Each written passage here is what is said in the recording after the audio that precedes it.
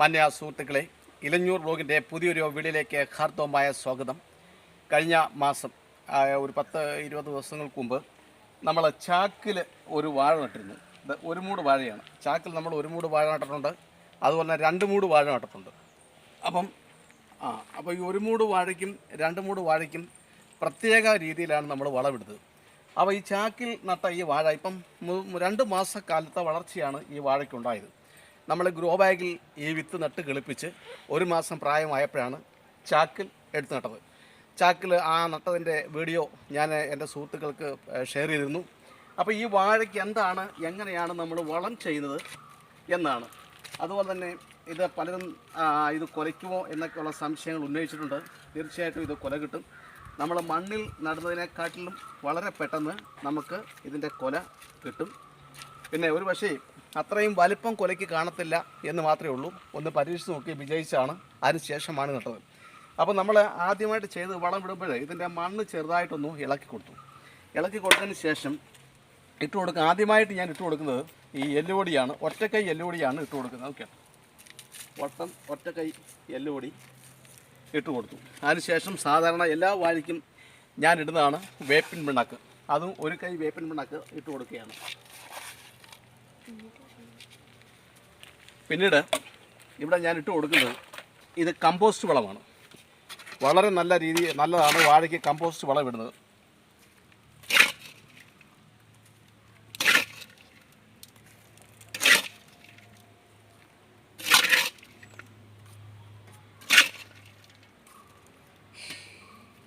ഒരു മാസത്തിൽ ഒരു തവണയാണ് നമ്മൾ വളം ചെയ്തത്. ഇത് ഗ്രോ ബാഗിനകത്ത് നട്ട് പിടിപ്പിച്ചപ്പോൾ ഒരു വളം ചെയ്തായിരുന്നു. അത് കഴിഞ്ഞ് ഈ ചാക്കിൽ നമ്മൾ മാറ്റി നട്ടപ്പോൾ ഒരു വളം ചെയ്തായിരുന്നു. ഇപ്പോഴിത് 3-ാമത്തെ മാസം, അതായത് 3 മാസം ആയില്ല, 1 മാസവും 20 ദിവസവും കഴിഞ്ഞു. അങ്ങനെ 3-ാമത്തെ വളമാണ് ഇതിന് ചെയ്യുന്നത്. അപ്പോൾ ഇത്രയും നമ്മൾ ചെയ്തതിന് ശേഷം ചെയ്യേണ്ടത്, ഇതിന് മണ്ണ് നമ്മൾ വെട്ടി അടുപ്പിക്കാൻ ഒക്കത്തില്ല. അതിന് നമ്മൾ നേരത്തെ തന്നെ തയ്യാറാക്കിയ മണ്ണ് ഇതിൻ്റെ വളത്തിൻ്റെ മുകളിലിട്ട് കൊടുക്കണം.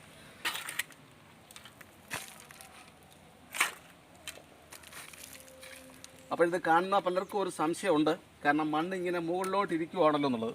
അത് പേടിക്കേണ്ട. കാരണം ഈ ചാക്കിൻ്റെ 1/4 ഭാഗം കരിയിലയാണ്. കരിയില ഭംഗിയായിട്ട് അമക്കി കൊള്ളിച്ച് വെച്ചിരിക്കുകയാണ്. അപ്പോൾ ഈ വെള്ളവും ഒക്കെ കിട്ടുന്ന മുറയ്ക്ക് ഈ കരിയില മണ്ണുമായിട്ട് ഇലയിച്ച് ഇത് താപ്പോട്ട് താഴും. ഈ മണ്ണ് താപ്പോട്ട് താഴും.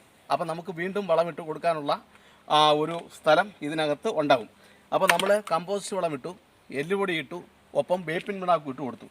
ഇനി നമ്മൾ ഇടാൻ പോകുന്ന മറ്റൊരു വളമുണ്ട്. കാരണം ഇത് ഇനി 5 മാസം കൂടെ കഴിയുന്നുള്ള ഇത് കൊലയാവണം. അതിൻ്റെ വളർച്ചയ്ക്ക് നമ്മൾ ചെയ്യേണ്ട കാര്യം എന്ന് വെച്ചാൽ, ഇത് ഒരു ലായനി വളമാണ്. ഈ ലായനി വളം തയ്യാറാക്കിയതിൻ്റെ വീഡിയോ ഞാൻ ഇട്ടിരുന്നു. ഇത് വേപ്പിൻ പിണ്ണാക്കും അതുപോലെ തന്നെ കടലപ്പിണ്ണാക്കും നമ്മുടെ വാഴപ്പഴത്തിൻ്റെ തൊലി ഇതും കൂടെ വെള്ളത്തിനകത്ത് ഇട്ടിരുന്ന് 15 ദിവസം ആയപ്പോൾ എടുത്ത വളമാണ്. അപ്പോൾ ഇത് ഒഴിച്ചു കൊടുക്കുമ്പോൾ നമ്മൾ ശ്രദ്ധിക്കേണ്ട ഒരു കാര്യം എന്ന് വെച്ചാൽ, ഇത് എപ്പോഴും നമ്മൾ ഒഴിച്ചു കൊടുത്താലും 1 കപ്പ് പിന്നെ ഇതിൻ്റെ ലായനിക്കകത്ത് 5 കപ്പ് വെള്ളം കൂടെ ചേർക്കണം. അങ്ങനെ ചേർത്ത് നേർപ്പിച്ച ഈ ലായനിയാണ് നമ്മൾ ഒഴിച്ചു കൊടുക്കുന്നത്. കാരണം ഇത് ഇന്ന് തന്നെ ഈ ലായനി ഒഴിച്ചു കൊടുക്കുമ്പോൾ ഇന്ന് തന്നെ ഈ വാഴ ഇത് വലിച്ചെടുത്തിട്ട് നല്ല ശക്തമായ രീതിയിൽ ഇത് വളരും. അതിനാണ് ഇത് നമ്മൾ ഒഴിച്ചു കൊടുക്കുന്നത്. കഴിയുന്നതും ഇങ്ങനെ അല്പം അകലെയായിട്ടാണ് നമ്മൾ ഒഴിച്ചു കൊടുക്കേണ്ടത്.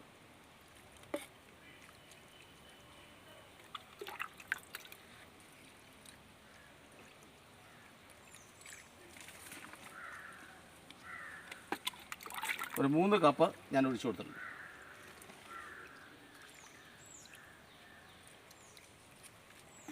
അപ്പോൾ പ്രിയ സുഹൃത്തുക്കളെ, നമുക്ക് ഈ വാഴയുടെ വളർച്ചയും ഇതിൻ്റെ വിളവെടുപ്പും ഒക്കെ ഞാൻ തീർച്ചയായിട്ടും വീഡിയോ ഇടാം. അപ്പോൾ അതുപോലെ തന്നെ നമുക്ക് മറ്റൊരു ഭാഗമായിട്ട് നമ്മളൊരു ചാക്കിനകത്ത് 2 വാഴ നട്ടിട്ടുണ്ട്, ഏത്ത വാഴ തന്നെ. അപ്പോൾ അതിൻ്റെ വളർച്ചയും നാളിതുവരെയുള്ള വളർച്ചയും ഇതിപ്പം 1 മാസം 20 ദിവസം കൊണ്ടുള്ള വളർച്ചയാണ്. അപ്പം അതിന് ഞാൻ അടുത്ത ദിവസം വളം ഇടുന്നത് അതിൻ്റെ കാര്യം കൂടെ പറയാം. അതിന് എന്തൊക്കെയാണ് വളം ചെയ്യുന്നത്, എത്ര അളവ് ഇടണം എന്നൊക്കെയുള്ള കാര്യങ്ങളൊക്കെ ഞാൻ പറയാം. അപ്പം തീർച്ചയായിട്ടും പ്രിയ സുഹൃത്തുക്കളെ, സ്ഥലവിസ്തൃതി തീരെ കുറഞ്ഞവർക്ക്, മുറ്റത്ത് ഒരു വാഴ വേണം എന്ന് ആഗ്രഹിക്കുന്നവർക്ക്, മുറ്റത്ത് ഒരു വാഴ കുടം വന്ന് കുലയായി നിൽക്കുന്നത് നിത്യം കാണണം എന്നാഗ്രഹിക്കുന്നവർക്ക് നമ്മൾ തന്നെ ജൈവ കൃഷിയിലൂടെ ഉൽപ്പാദിപ്പിക്കുന്ന ഏത്തവാഴയുടെ കൂമ്പും അതിൻ്റെ പിണ്ടിയും ഒക്കെ ഭക്ഷണമായി കഴിച്ച് ആരോഗ്യം സംരക്ഷിക്കണമെന്ന് ആഗ്രഹിക്കുന്നവർക്ക്, അങ്ങനെ നമ്മൾ കൃഷി ചെയ്യുന്ന വാഴയുടെ ആ കുല വിളഞ്ഞു നിൽക്കുന്നത് കാണാനും ആ കുല ഉപ്പേരിയായിട്ടും പഴുപ്പിച്ചും അതുപോലെ തന്നെ നമുക്ക് മറ്റ് വിഭവങ്ങളായിട്ടും കഴിക്കണമെന്ന് ആഗ്രഹിക്കുന്നവർക്ക് ഇത്തരം കൃഷി രീതികൾ പ്രയോജനപ്പെടും. അതുകൊണ്ട് തന്നെ പ്രിയ സുഹൃത്തുക്കളെ, ആദ്യമായിട്ടാണ് ഞങ്ങളുടെ യൂട്യൂബ് ചാനൽ നിങ്ങൾ കാണുന്നതെങ്കിൽ ഇത്തരം കൃഷി രീതികളും കൃഷി അനുഭവങ്ങളും കൃഷി കാഴ്ചകളും താല്പര്യമെങ്കിൽ, ഇത്തരം അറിവുകൾ സമാന ചിന്താഗതിയുള്ളവരിലേക്ക് എത്തിക്കാൻ താല്പര്യമെങ്കിൽ ദയവായി നിങ്ങൾ ഈ ആദ്യമായിട്ടാണ് കാണുന്നതെങ്കിൽ ഞങ്ങളുടെ ചാനൽ സബ്സ്ക്രൈബ് ചെയ്യുക, ലൈക്ക് ചെയ്യുക, ഷെയർ ചെയ്യുക. അതുപോലെ തന്നെ നാളിതുവരെ എൻ്റെ ഈ കൃഷി കാഴ്ചകൾക്ക്, കൃഷി അറിവുകൾക്ക്, കൃഷി രീതികൾക്ക് പൂർണ്ണ പിന്തുണയും സഹായ സഹകരണങ്ങളും നൽകിക്കൊണ്ടിരിക്കുന്ന, അതുപോലെ തന്നെ സന്ദേശം കൊണ്ടും നേരിട്ടും അല്ലാതെയൊക്കെ എല്ലാവിധ പ്രോത്സാഹനങ്ങളും നൽകി എന്നെ വളർത്തിക്കൊണ്ടിരിക്കുന്ന എൻ്റെ മാന്യ സുഹൃത്തുക്കൾക്ക്, ബന്ധുമിത്രങ്ങൾക്ക്, അഭ്യുതാകാംക്ഷികൾക്ക് ഞാൻ ഹൃദയപൂർവ്വം നന്ദി അറിയിക്കുന്നു. എല്ലാവർക്കും ഒരിക്കൽ കൂടി നന്ദി, നമസ്കാരം.